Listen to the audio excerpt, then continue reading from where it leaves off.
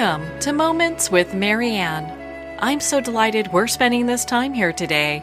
We have a thought-provoking show coming right up with special guest, Lisa Unger.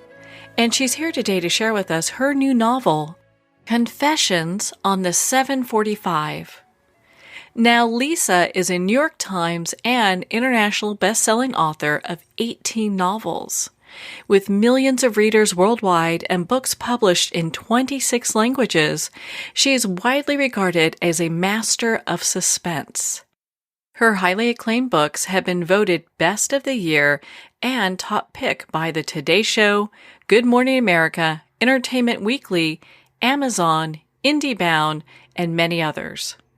Her essays have appeared in the New York Times, Wall Street Journal, NPR, and Travel and Leisure.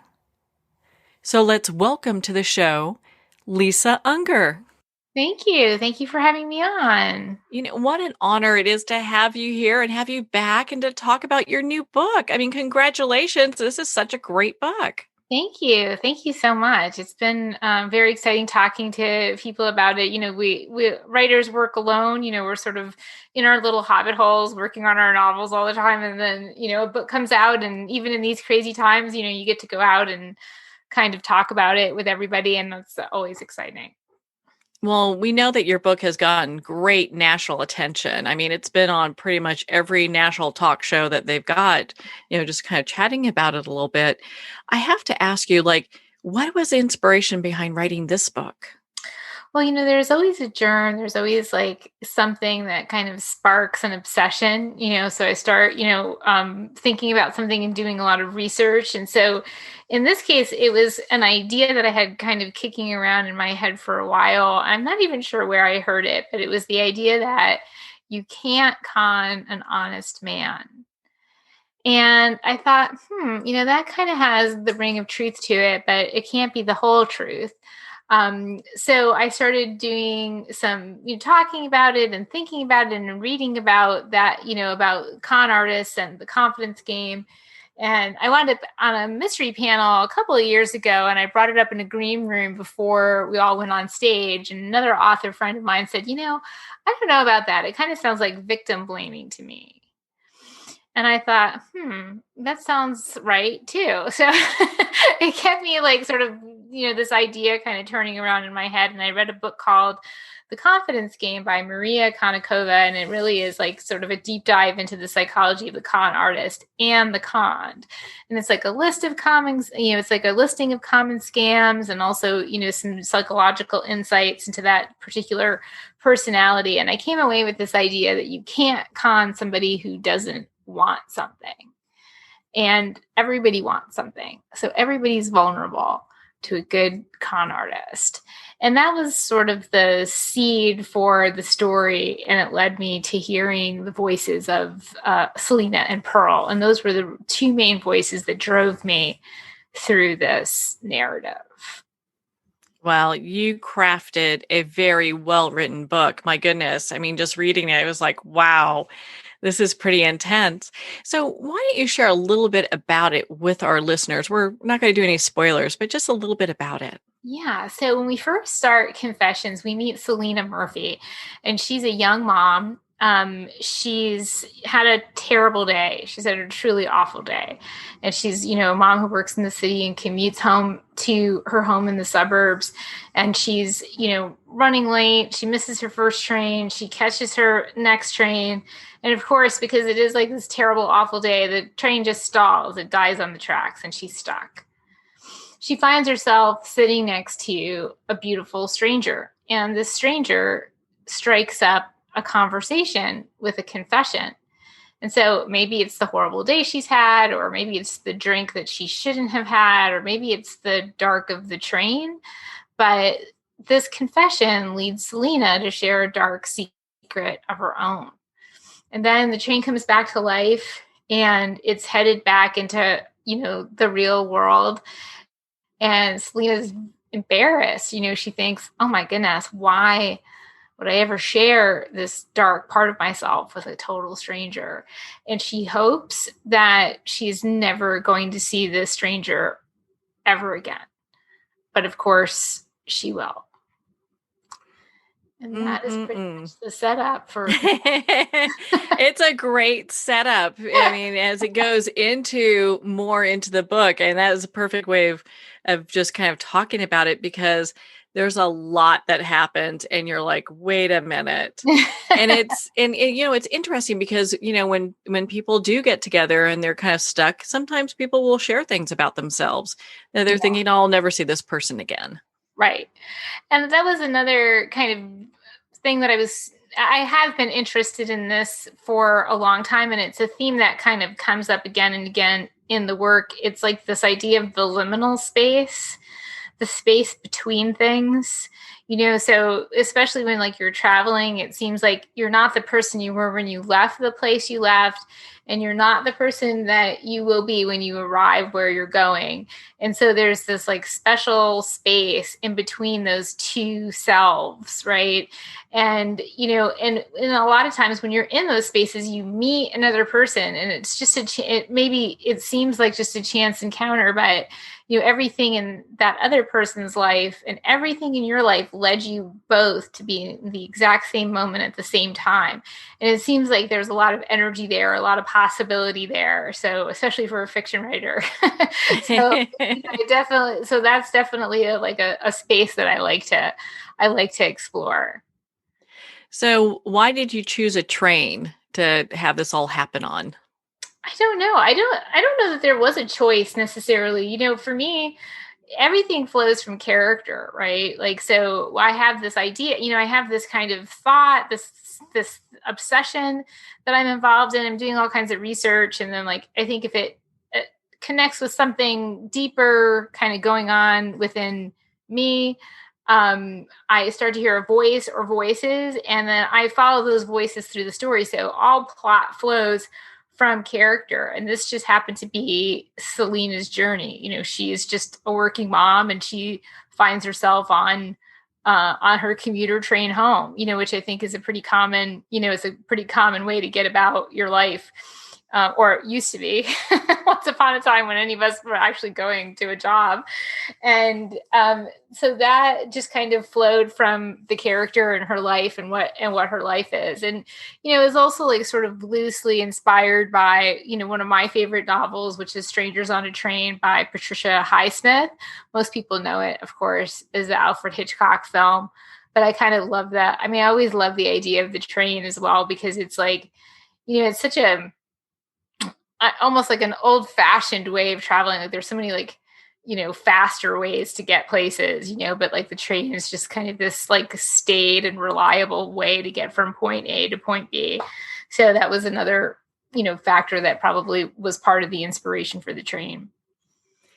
Well, it's easy to see why your book is in the thriller section because it has a lot of twists and turns, and people will be really amazed. And I think it's such a great book right now for people kind of snuggle in.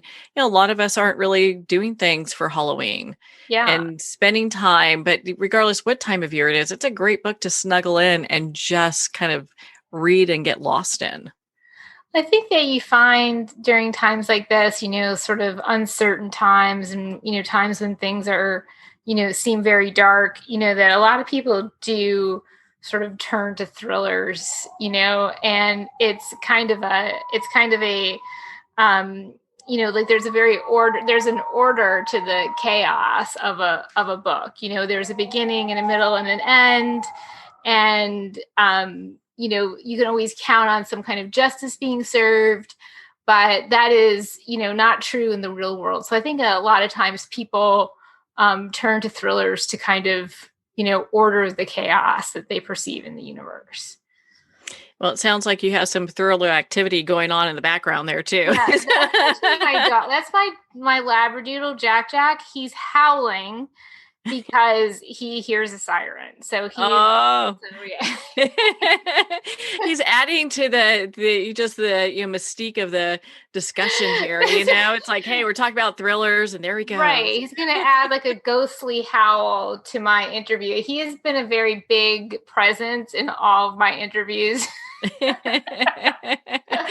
either on camera or making a nuisance out of himself by like barking and howling and he just wants to be known, He could have planned that more perfect. He I really could have planned it know. more perfect. I tried to get through it. I tried to talk through it, but it just, sometimes you have to just, this is the way of it these days, right? Well, hey, I think it adds a little mystery to it all, it's kind of Definitely, cool, definitely. and to kind of get into your right, because I mean, we've talked before, your books are just amazing. When you were doing the research for this book, how long do you feel that it took you just from when you kind of got that seed, like, I'm kind of curious about all this, to, handing it off to your publisher? Oh yeah, I mean, I feel like the research is for me. Research is kind of an ongoing enterprise. There's never sort of I don't feel like there's a moment where it begins and where it ends. I'm kind of an information junkie, so I'm always taking in as much knowledge as I can, whether it's from nonfiction reading or documentaries. Everything from like nature shows to medical shows. Psychology texts.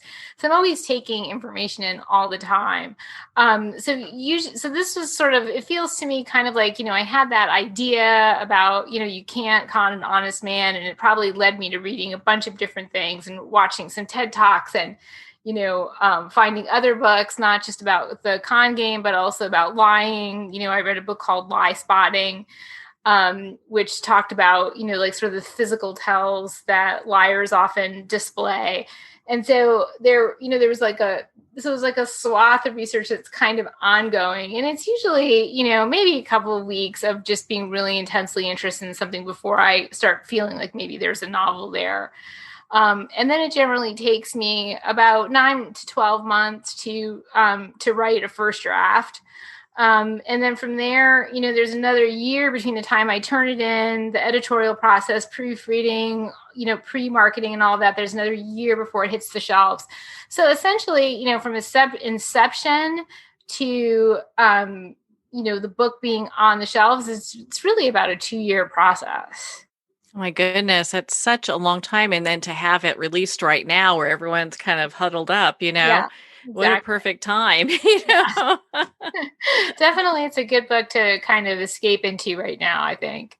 Yeah, I think all of us are kind of looking for some really a good escape, and this really has a mind twist. I mean, I was reading it, I was like, wait a minute, what? What is going on here?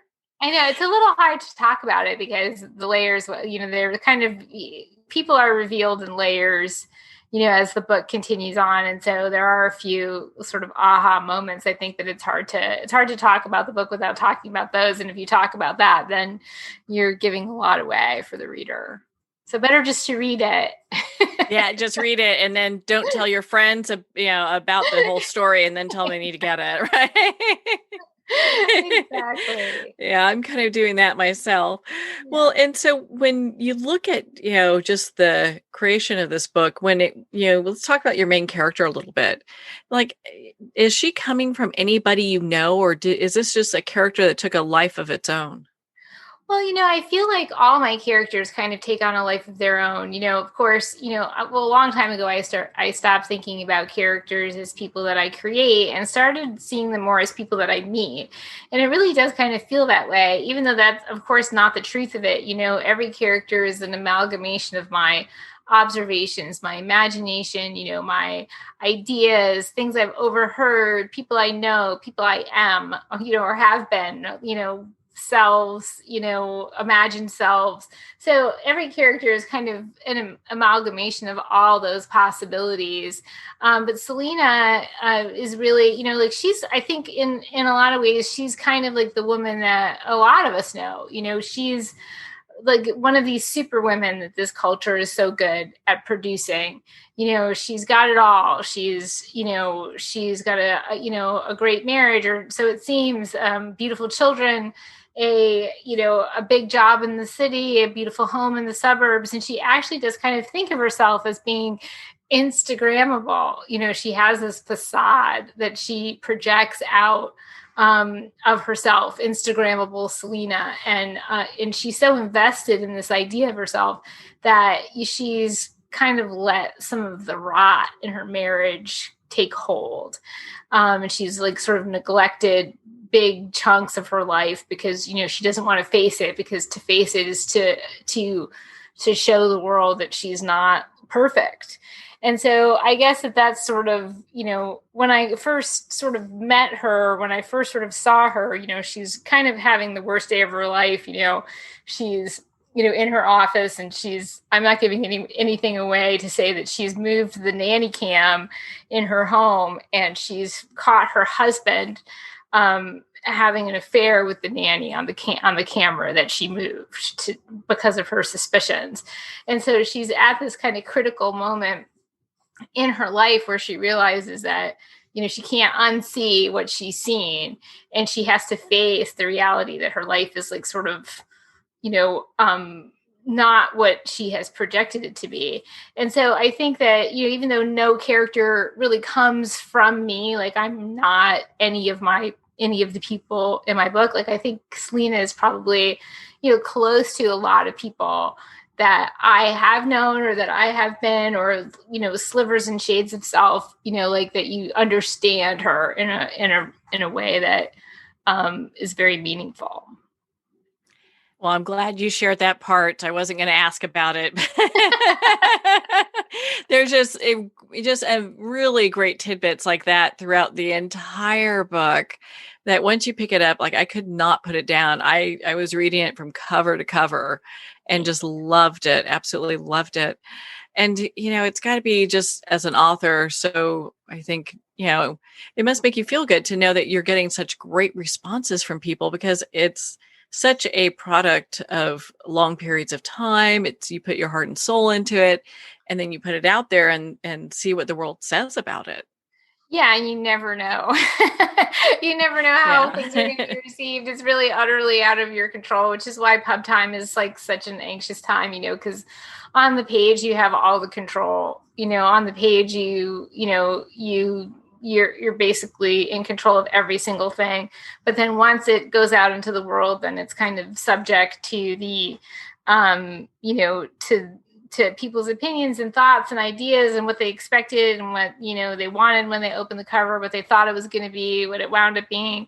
So it's always really, lovely and a wonderful thing when people connect with it, because, I think that a lot of people think that, like there's this like writerly idea that like as a writer that you write for yourself, and that you're the writer and it's about you and the story's about you. But in a very real sense, it's not just about you as the writer. It's also about your reader. If you wanted to just write for yourself, you probably wouldn't necessarily publish. But once, you're actually telling a story to your readers and hoping that they connect with it in the same way that you have connected to it. And that's really the ultimate goal, I think, of every writer, is to, share a story that was meaningful to me and hope that it's meaningful to my readers as well. Obviously it is. I mean, on your website, there's just a long laundry list of just great writers and noted people who love this book and had a lot of great things to say about this. Are you finding that, you're having like readers reach out to you and share maybe parts of their confessions? I haven't gotten any confessions yet.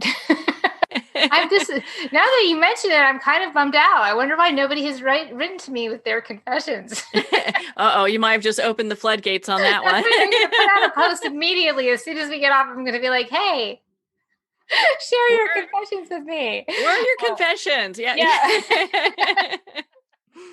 Yeah, that's hilarious. I do, of course, interact with my readers in real time, in social media. I'm very connected to them and they to me, and I hear from them a lot, via email, my newsletter list. Like on my newsletter list, like some of the people on that list have been reading me, for 20 years. So, there are definitely a group of people that I expect to hear from every year and let me know what they think and, all that. So I'm very connected to my readers in a variety of different places.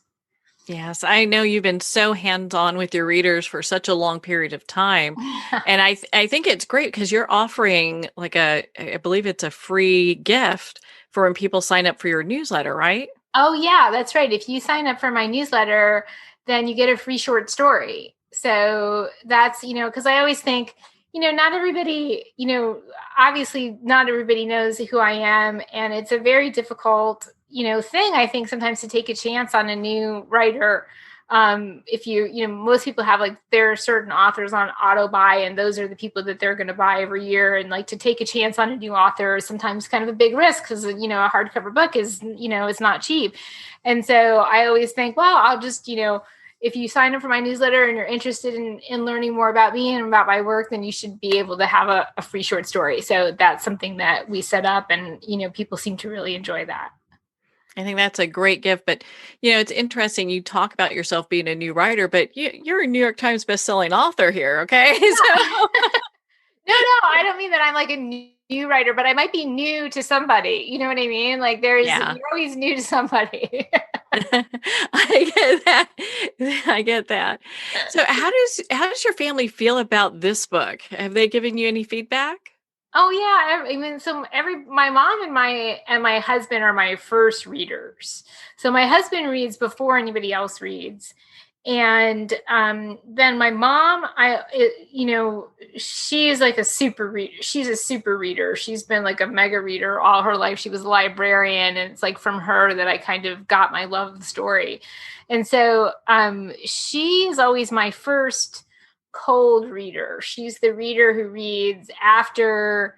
So my husband reads first, and then my editor, my agent read, and then I do all my editorial work. And then there's another draft at the end of that process. And my mom is the first person to read that draft because she's the first person. She's the only person who hasn't seen any of the other drafts.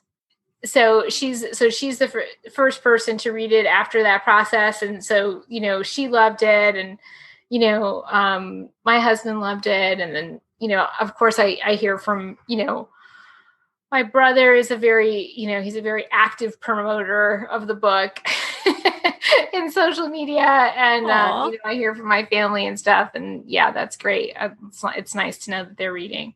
So we won't give the story away here, but did your husband, did he look at you a little different when he finished reading the book?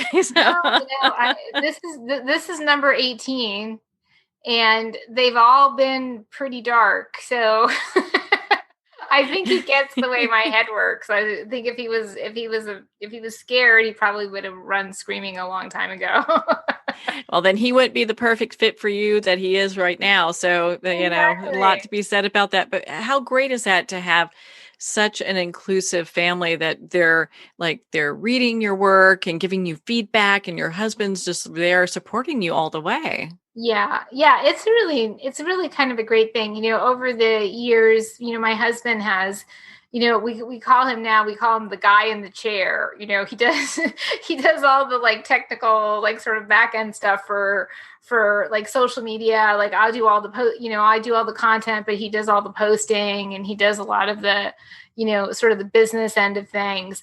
And it's over the years, we've just come to think of it as, like a family business. And that's been, I guess we're looking at about 14 years now that he's been sort of full-time doing that. And, so far so good. It sounds like you have the perfect help, right? Yes, it's never perfect to work with your husband, but it's as perfect as it can be. Oh my goodness. That is so well. I just love how that all comes together, and the discussions we've had about your other books, which are all very just fabulous as well. If you had any advice for any like new author, what would you give them? I get this question a lot, and I think my advice for any writer, whether you're an aspiring writer or whether you're somebody who's further along in your career, is just to remember that it's always about the page. It's always about the writing. I think a lot of new writers think that they really want to get published, and they feel that publishing contract is an end to the story. And actually, all it is an open door into the writing life. And you get there by being the best writer that you can be, and you stay in that world by always trying to get better. So I always say that, it never stops being about the page. The publishing contract is just an open door to the writing life. And if you're lucky enough to walk through it, it never stops being about that. And also just a little bit of a word of encouragement that, if you look ahead to other authors, people who are working published writers, bestsellers, award winners, all of those people, anybody to whom you aspire to be like, it's important to remember that at one point, that person was sitting in a room working on a manuscript that he or she wasn't sure was good enough. Everybody comes from that place. And so I think it's important to just kind of stay micro, stay focused on getting better every day at your writing, and just remembering that it never stops being about the page. My goodness, what great advice that is. And, especially coming from you, because you've been so well noted for your books. I think our listeners and our writers really appreciate hearing that kind of feedback from you. So, Lisa, my goodness, where can our listeners connect with you and learn more about your books and be part of your community? Yeah, so the best place to, learn about me and join the newsletter is at lisaunger.com. So everything you ever wanted or never even knew you wanted to know about me and all my books is listed there. I also interact in real time on Facebook at authorlisaunger.com, on Twitter at lisaunger.com, and on Instagram at LA And just at LA Unger, and that's it. That's all of the different places where you can find me. Well, Lisa, thank you so much for taking the time to be on the show with us here today. Thanks for having me, Marianne. Well, thank you, Lisa. It has been such an honor to spend this time with you and to talk about your new novel, Confessions on the 745. And what a perfect book to read this weekend. Again, if you'd like to connect with Lisa, you can at lisaunger.com for more information. Her book, Confessions on the 745, is available at Amazon, Barnes & Noble, and all indie retailers. And if you don't see it on the shelf, ask for them to order it. And of course, it's available on Kindle. Well, we're at the end of our time today. I would like to thank everyone for tuning in. You're listening to Moments with Marianne. And remember, make every moment count.